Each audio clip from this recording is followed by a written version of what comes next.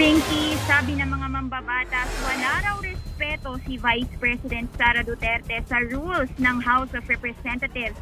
Ito'y matapos niyang manatili sa premises ng Kongreso simula kagabi para bisitahin ang kanyang Chief of Staff na si Zuleika Lopez na kasalukuyang nakadetine sa detention facility ng Kamara. Matatandaang hindi dumadalo si VP Sara sa mga pagdinig ng House Committee on Good Government and Public Accountability patungkol sa confidential funds ng OVP. Ayon sa chairperson ng komite na si Representative Joel Chua, may lack of respect si VP Sara sa institusyon ng Kongreso. Buwelta pa niya, silang mga opisyal ng gobyerno ay dapat daw maging maingat sa mga kilos lalo na't high-profile figure si VP Sara. Samantala, nang tanungin kung ano ang posibleng hakbang ng mga mambabatas sakaling manatili si Vice President Sara Duterte sa House ngayong weekend at kung may parusa ba dapat sa kanya, sinabi ni House Sergeant at Arms Napoleon Taas na walang probisyon sa mga patakaran ng Kamara na maaaring magpataw ng parusa sa ginawa ng pangalawang Pangulo. Ayaw din daw nilang lumalapa ang sitwasyon. Parang kung kailan lang niya gusto, kung ano lang ang gusto niya, yun lang ang gagawin niya. Kasi it will show our character.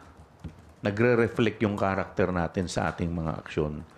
So, sa akin lang, hindi ko naman masasabi kasi si Vice President, nakita naman natin mataas ang pinag-aralan eh. Isa po siyang abogada. So, sana, yung respeto sa mga tao, lalo na sa mga mas maliliit sa kanya, sana ibigay din po niya. Yung bakit po ng mga security ng ating pangalawang Pangulo, na kung maaari nga po, sasabi ni Chairman kanina, pwede naman mong dumalaw bukas. Huwag na lang mag-stay dito sa gabi. Matapang din ang pahayag ng mga lider ng Kamara tungkol sa biglaang pag-stay ni VP Sara sa Kongreso.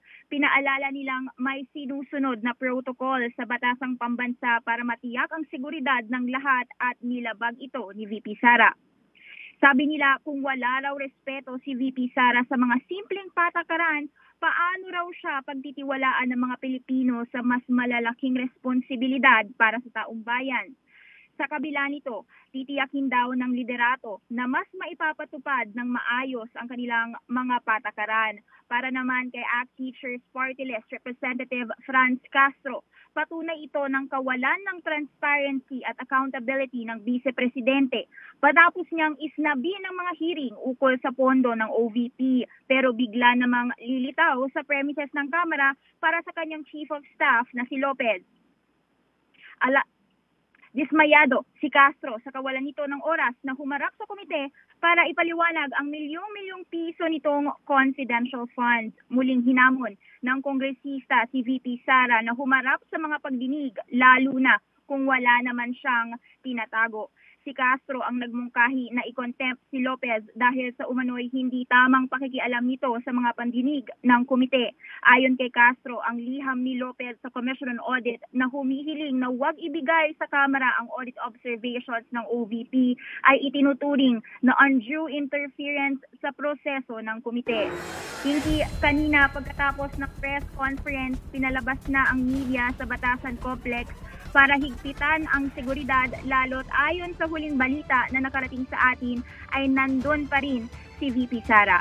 Pinky. Hana, so ibig sabihin wala pa talagang konkretong aksyon ng Kamara sakaling magstay si VP Sara doon buong weekend. Tama, Pinky, no?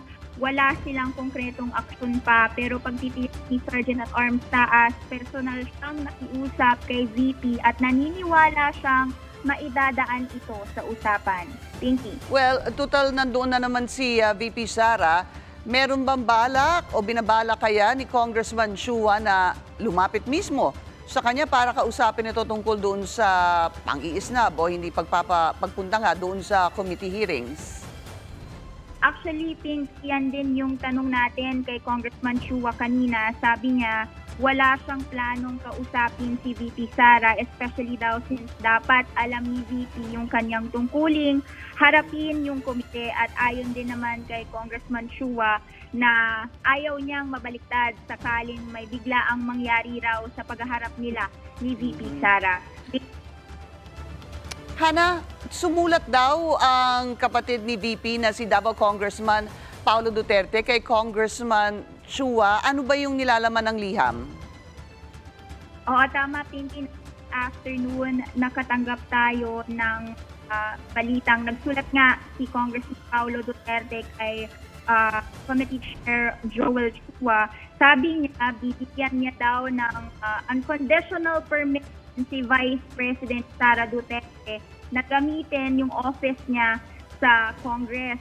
Sabi niya pa doon, walang illegal o labag sa batas na gagawin si VP Sara or kung sino man sa kanyang security team habang nandun daw sila. At sinabi niya na kahit naman daw walang kuryente o tubig doon sa office, handa daw si VP Sara na magstay doon.